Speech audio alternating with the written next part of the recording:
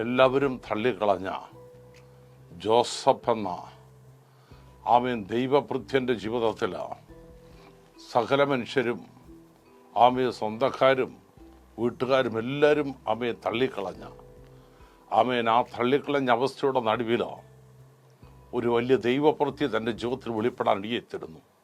താൻ ഒരിക്കൽ ഒരു സ്വപ്നം കണ്ടു. ആ സ്വപ്നം നിമിത്തം തൻ്റെ സഹോദരന്മാർ പോലും തന്നെ ഭയക്കുവാൻ ഇടയായിത്തീർന്നു. സഹോദരന്മാർ തന്നെ പൊട്ടക്കണ്ടിലേക്ക് തള്ളിക്കളഞ്ഞു. ജീവിതം ഒരു നിരാശയുടെ അനുഭവത്തിലേക്ക് ആയിത്തീരുമെന്ന് പലരും ചിന്തിച്ചപ്പോൾ ജോസഫ് ഒരിക്കലും ദൈവത്തോട് മറുതലിക്കുമോ, ദൈവത്തെ കുറ്റപ്പെടുത്തുമോ, താൻ കണ്ട ദർശനത്തിൻ്റെ മുമ്പിൽ ഒരിക്കലും പതറിപ്പോകാതെ അതിൽ ഉറച്ചു നിന്നുകൊണ്ട് താൻ ദൈവത്തോട് പ്രാർത്ഥിക്കാൻ തുടങ്ങി.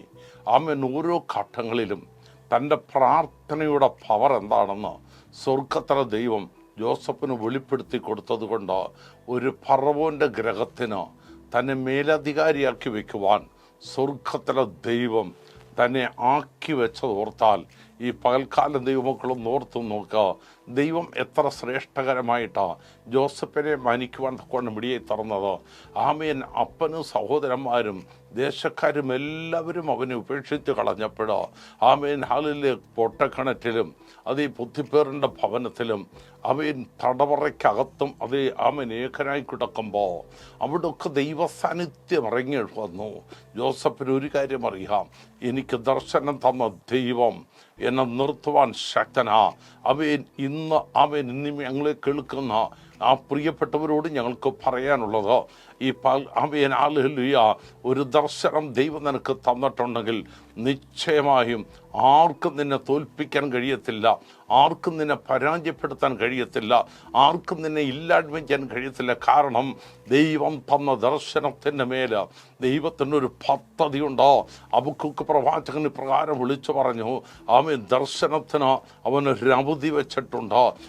അങ്ങനെയെങ്കിൽ ഇന്ന് ഈ നിമിഷം ദൈവജനം ഒന്നോർത്തു നോക്കുക.